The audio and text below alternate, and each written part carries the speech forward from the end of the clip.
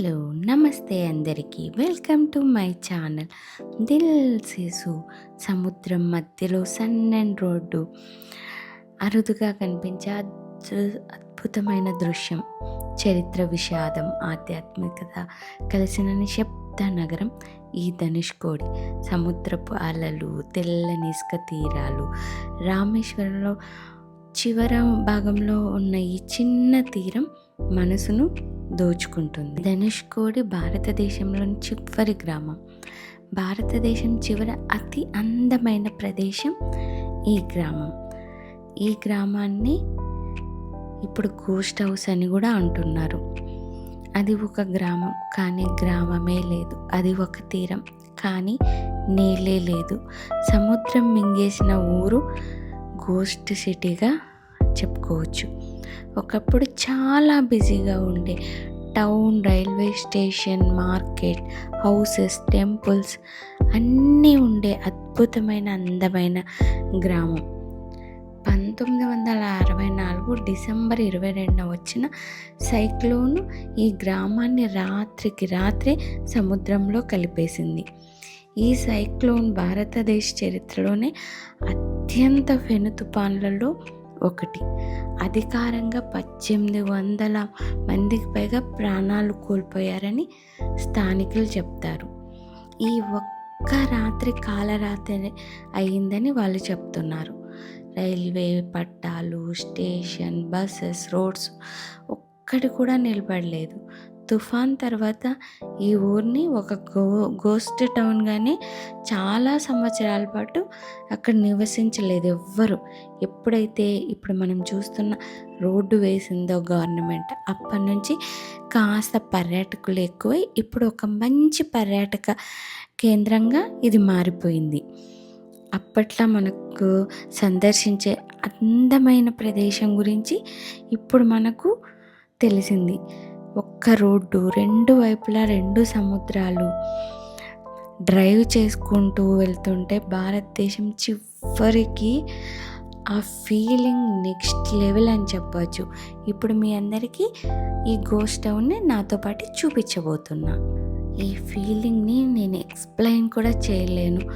పాత railway station అవశేషాలు, పాత చర్చి, పోస్ట్ ఆఫీస్ శిథిలాలు, రెండు వైపులా సముద్రం ఉన్న హైవే, సూర్యోదయం, సూర్యాస్తమం దృశ్యాలు, ఆడమ్స్ బ్రిడ్జ్ వీక్షణ పాయింట్. ఈ ధనుష్కోటి పేరు కూడా రామాయణంతో ముడిపడి ఉంది. రాముడు వానరసేనతో కలిసి లంకకు వెళ్లేందుకు సేతుబంధం నిర్మించిన చోటుగా కూడా చెప్తారు. లంకకు దారితీసే ఆడమ్స్ బ్రిడ్జ్ కూడా ఇక్కడి నుంచే మొదలవుతుంది. ఈ ప్రదేశం ఒక అనుభూతి, భూతకాలాన్ని ఆలోచించజేసే భూమి. ప్రకృతి మనిషికి ఎంత చిన్నవాడో గుర్తు చేసే తీరం ఇది. నాతో కలిసి మీరు కూడా ఈ గోస్ట్ హౌస్ని చూడండి. ఎలా ఉందంటే అసలుకి అంత పెను తుఫాన్లు కూడా కొన్ని నిలబడ్డాయి. ఆ చర్చ్ కానీ, చిన్న చిన్న ఇల్లులు కానీ అసలు చూస్తుంటే మనసు బాధేస్తుంది. కాకపోతే ఇంకా చెప్పలేను. వాళ్ళందరికీ కూడా నేను నా ప్రగాఢ సంతాపాన్ని ఈ వీడియో ద్వారా తెలియజేస్తూ మీ అందరికీ ఈ ప్రదేశాన్ని నేను తిరిగి చూశాను. నాకైతే నిజంగా చాలా బాధ వేస్తుంది. ఇంకేం చేయలేదు. కొన్ని అలా ఉండిపోతాయి. అది దేవుడి రాతనో ఏవో తెలీదు.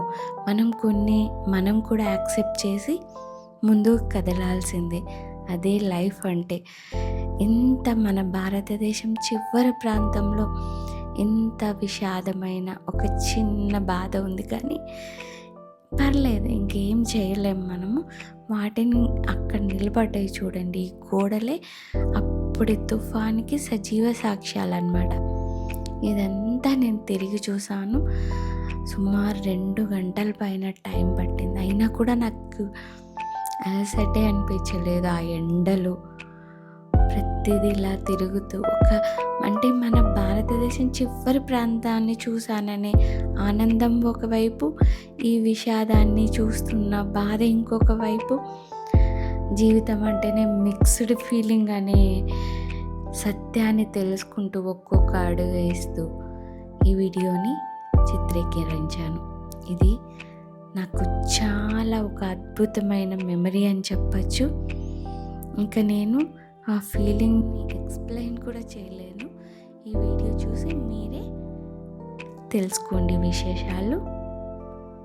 Thank you for watching.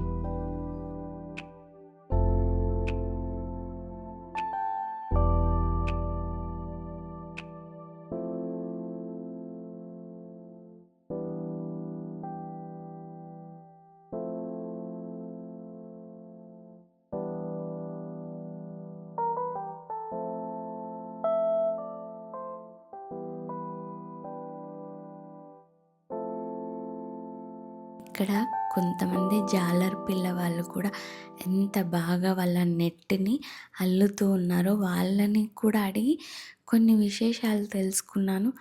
చాలా హ్యాపీ అనిపించింది. వాళ్ళు ఇప్పటికీ ఇది మా ప్లేస్, మా తాత వాళ్ళది ఇక్కడ అని చెప్తుంటే అది ఒక అద్భుతమైన దృశ్యంగా నాకైతే నిలిచిపోయింది. అప్పటివేనంట ఆ గుడిలల్లో ఉండే విగ్రహాలు అవన్నీ అవి అలాగే ఉంచారు. కొత్త గుడి కన్స్ట్రక్షన్ చేస్తున్నారంట, అక్కడికి ఇవన్నీ తీసుకెళ్తారని చెప్పారు. ఇక నేను కూడా అవన్నీ చూసి మీతో షేర్ చేసుకుంటున్నాను.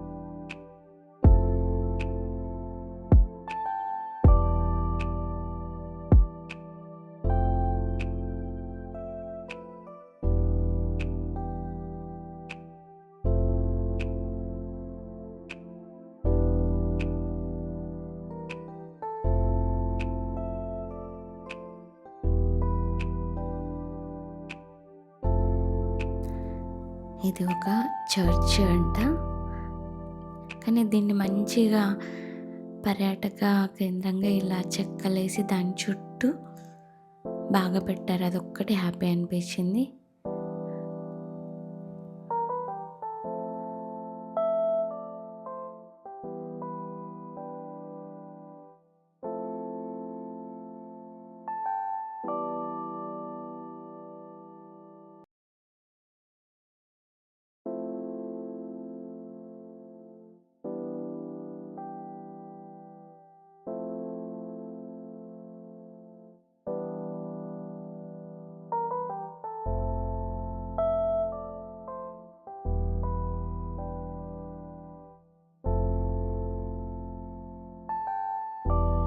తుఫాన్ రాకముందు ధనుష్ కోటి ఎలా ఉందో కొన్ని పిక్చర్స్ అక్కడ కూడా పెట్టారు. వాటిని చూస్తే మనకు అర్థమవుతుంది ఆ చర్చ్ ఇందాక చూసినది.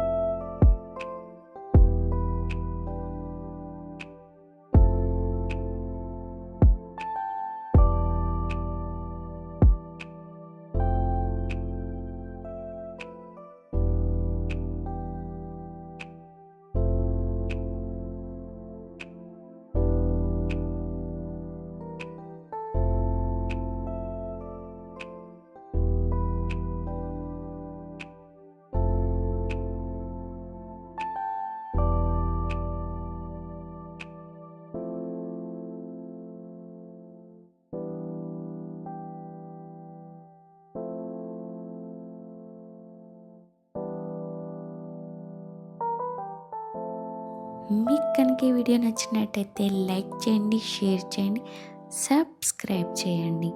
మీ దిల్ సేసు. Thank you for watching.